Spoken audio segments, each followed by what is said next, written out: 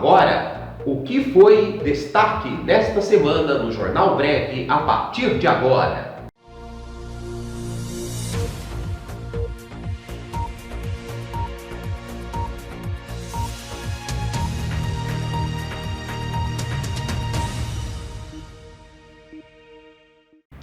Os 6 casos envolvendo aliados ou família Bolsonaro que ficam em evidência com mudança de comando da Polícia Federal. As circunstâncias da saída do ex-ministro Sérgio Moro do governo Jair Bolsonaro alimentaram questionamentos sobre um novo comando na Polícia Federal poderia afetar casos que envolvem filhos e aliados do presidente. Moro atribuiu sua saída do Ministério da Justiça a pressões que o presidente estaria exercendo sobre a Polícia Federal, que classificou de inadequadas. Segundo o ex-juiz da Lava Jato, Bolsonaro chegou a pedir informações sobre investigações em andamento, ameaçando a autonomia da corporação.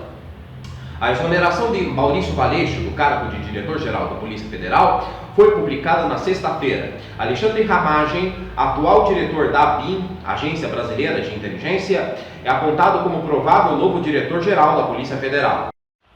CPMI das Fake News. Inquérito das Fake News. Investigação de atos pró-golpe. Caso Queiroz e Superintendência da PF no Rio. Adélio Bispo, secretário de comunicação de Bolsonaro. Dentre esses 6 que vocês viram, vamos destacar 3 que são os mais graves.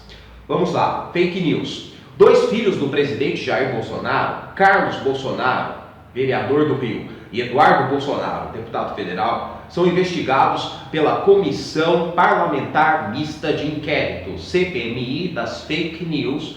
Depoimentos à comissão denunciaram a participação de Carlos e Eduardo em campanhas na internet para atacar adversários políticos com uso frequente de notícias falsas. Alvo de ataques em sites e redes sociais, a deputada federal e ex-líder do governo Joyce Hasselmann apresentou um dossiê à comissão e acusou Carlos e Eduardo Bolsonaro de impulsionar os ataques. Outro deputado federal, Alexandre Frota, do PSDB, também alvo de ataques, e outro ex-aliado, fez acusações semelhantes. Agora vamos relembrar o que começou tudo isso. Fabrício Queiroz, ex-assessor de Flávio Bolsonaro na Assembleia Legislativa do Rio de Janeiro e amigo de Jair Bolsonaro desde a década de 80, passou a ser investigado em 2018 depois que o COAF, atual Unidade de Inteligência Financeira, identificou diversas transações financeiras. Segundo o órgão, Queiroz movimentou R$1.200.000 entre janeiro de 2016 a janeiro de 2017, valor incompatível com seu patrimônio e ocupação, e recebeu transferências em sua conta de 7 servidores que passaram pelo gabinete de Flávio. Essas movimentações atípicas que vieram à tona num braço da Operação Lava Jato levaram a uma investigação do Ministério Público do Rio de Janeiro. Há suspeita de que as transferências se devessem a um esquema de rachadinha no qual parte dos salários dos assessores seria devolvida a Flávio ou destinada a outros fins, o que Flávio nega. E por fim, o caso do chefe da SECOM. No início desse ano, a Polícia Federal abriu inquérito para investigar supostas irregularidades cometidas pelo secretário de Comunicação Social da Presidência da República, Fábio Van Garten. O inquérito também tramita em sigilo. O pedido do Ministério Público Federal diz que o objetivo é investigar indícios de corrupção, peculato e advocacia administrativa, quando o gestor usa o cargo público para defender interesses privados. O caso de Van Garten veio à tona a partir de uma série de reportagens publicadas pelo jornal Folha de São Paulo desde meados de janeiro. O veículo revelou que ele, mesmo com um cargo público, segue como principal sócio de uma empresa que presta consultoria e recebe dinheiro de TVs e empresas de publicidade contratadas pela secretaria comandada por ele. Esse cenário implicaria conflito de interesse. Van Garten nega todas as acusações e diz que a investigação servirá para provar a sua inocência. Pastor e terrivelmente evangélico, André Mendonça assume Ministério da Justiça. Profissional de carreira da Advocacia Geral da União há 20 anos, André Mendonça tornou-se nesta terça-feira o ministro da Justiça terrivelmente evangélico, nas palavras do presidente Jair Bolsonaro, depois de comandar a AGU, desde o início do atual governo em janeiro do ano passado. De perfil técnico, como sempre gosta de ressaltar, Mendonça assumirá a pasta da Justiça e Segurança Pública no lugar de Sérgio Moro, ex-juiz da Lava Jato, que se tornou para muitos símbolo do combate à corrupção e que pediu demissão na sexta-feira, fazendo acusações de que Bolsonaro quer interferir politicamente na Polícia Federal, que é subordinada ao Ministério. Mendonça, de 47 anos, foi classificado como Bolsonaro como terrivelmente evangélico, após o presidente afirmar que poderia indicar uma cadeira no STF com um nome com essa característica. Como chefe da AGU, Mendonça tem atuado na defesa de atos de Bolsonaro durante a pandemia do coronavírus. A posição do governo foi derrotada na corte quando o Supremo decidiu que estados e municípios têm autonomia para determinar medidas de isolamento social para conter a disseminação do vírus. Também, em meio à pandemia, a AGU divulgou nota alertando que iria à justiça caso governadores adotassem medidas como a prisão dos que desrespeitam a quarentena, como o governador de São Paulo, João Dória, que chegou a ameaçar. Mendonça disse ainda neste mês que estados e municípios adotaram medidas sem respaldo técnico para frear o avanço da Covid-19, doença respiratória causada pelo coronavírus.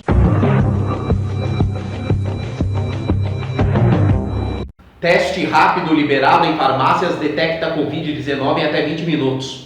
O presidente da Associação Brasileira de Rede de Farmácias e Drogarias, Abrafarma, Sérgio Barreto, afirmou em entrevista exclusiva à Jovem Pan que os testes rápidos que estarão disponíveis nas farmácias podem detectar a Covid-19 em até 20 minutos.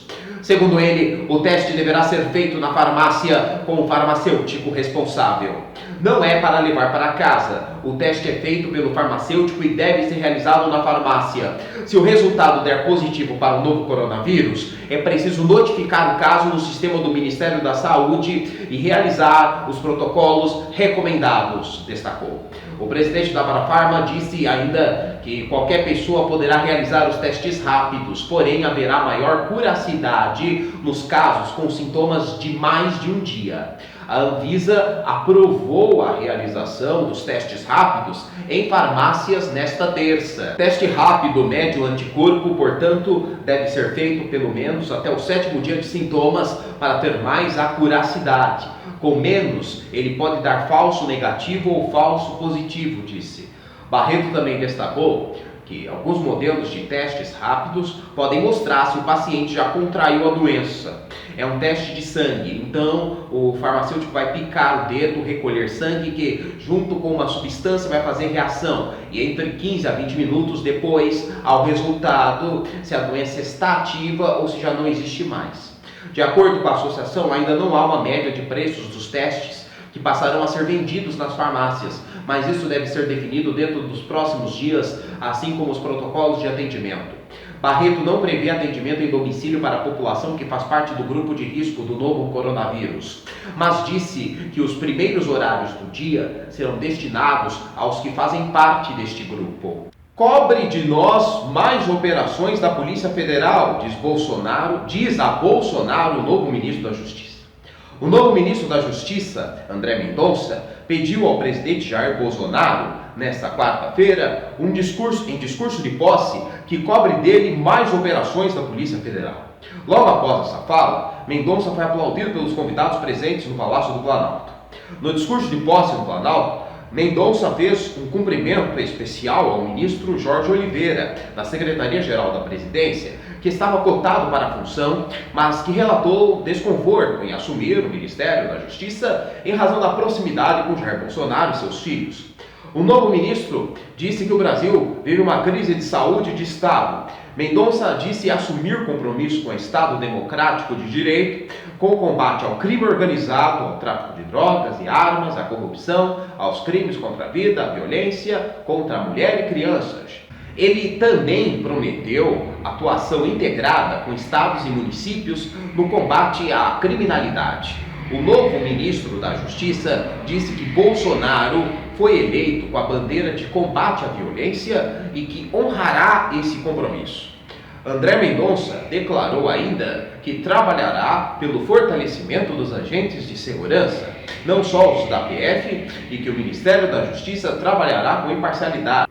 A AGU não apresenta à Justiça exames de Bolsonaro para diagnosticar Covid-19. A Advocacia Geral da União afirmou nesta quinta-feira que entregou o documento à Justiça Federal de São Paulo, informando que resultaram negativos os exames do presidente Jair Bolsonaro para a detecção do coronavírus. A AGU disse que não apresentou exames, mas sim um relatório médico da Coordenação de Saúde da Presidência, datado do dia 18 de março. A Justiça, quando pediu informações para a AGU, havia determinado a apresentação dos 2 exames aos quais o presidente se submeteu. As informações prestadas fazem parte de um processo em que o jornal Estado de São Paulo pede acesso aos laudos dos exames do presidente para a Covid-19. A AGU, junto à resposta, ainda solicitou à Justiça a extinção do processo. Nesta quinta, em entrevista à Rádio Gaúcha, Bolsonaro cogitou a possibilidade de ter contraído o vírus. Eu talvez já tenha pegado esse vírus no passado. Talvez e nem senti, afirmou. Em nota, a AGU disse que apresentou relatório médico emitido em 18 de março de 2020 pela Coordenação de Saúde da Presidência da República, no qual é atestado que o presidente da República é monitorado pela respectiva equipe médica, encontrando-se assintomático, tendo inclusive realizado o exame para detecção da Covid nos dias 12 e 17 de março, com o referido exame dando não reagente, negativo.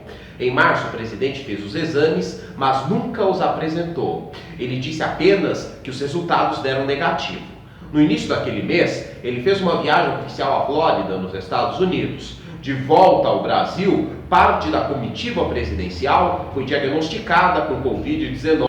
Panelaços marcam presença de Bolsonaro em Porto Alegre. O presidente Jair Bolsonaro participou no fim desta quinta da cerimônia de troca da liderança no Comando Militar do Sul, no centro de Porto Alegre. Desde cedo, apoiadores do presidente marcaram presença nas imediações da unidade militar. Em contrapartida, panelaços também foram registrados em protesto à presença dele. Sem atender à imprensa, a comitiva presidencial ingressou diretamente no quartel. Durante a passagem de comando do CMS, Bolsonaro não discursou. Por causa da pandemia, a solenidade foi realizada internamente, sem a presença de convidados e restrita a poucas autoridades. O vice-presidente Hamilton Mourão também esteve presente no evento. Na ocasião, o general do Exército, Geraldo Antônio Mioto, deixou o cargo de comandante do CMS para dar lugar ao general Valério Trindade. Bolsonaro desembarcou em Porto Alegre por volta das 10 horas. No aeroporto, ele acenou rapidamente para um grupo pequeno de apoiadores, onde tirou fotos. Logo em seguida, rumou para o quartel militar, escoltado pelo Exército e pela Brigada Militar. No término do evento, ao deixar o quartel, o presidente voltou a acenar para os manifestantes que aguardavam em um gradil. Cercado de seguranças, Bolsonaro novamente descumpriu as recomendações sanitárias e abanou para os apoiadores que permaneciam aglomerados. Alguns manifestantes usavam máscaras. Além de cantar o hino nacional, o público presente também manifestou apoio para a troca de comando na Polícia Federal. Por volta da 1h30, a comitiva voltou para o aeroporto para em seguida retornar para... Gostaria que todos voltassem a trabalhar, afirma Bolsonaro. O presidente Jair Bolsonaro afirmou nesta sexta-feira, Dia do Trabalho, que gostaria que todos voltassem a trabalhar, mas que a decisão não cabe a ele, e sim aos governadores e prefeitos. Eu gostaria que todos voltassem a trabalhar, mas quem decide isso não sou eu, são os governadores e prefeitos, disse Bolsonaro, durante uma live transmitida pela deputada federal Bia Kicis. Bom dia a todos. O Brasil é um país maravilhoso. Tenho certeza que, tendo Deus acima de tudo, brevemente voltaremos à normalidade, acrescentou. A parlamentar se encontrou com o presidente na manhã desta sexta no Palácio do Alvorada, em Brasília, juntamente com agricultores. Segundo ela, o grupo estava no local para agradecer a edição de uma medida provisória feita pelo presidente que destinou recursos para o setor. Obrigado a você que acompanhou. Nós voltamos na próxima semana com mais um resumo do que aconteceu nesta semana. Até lá!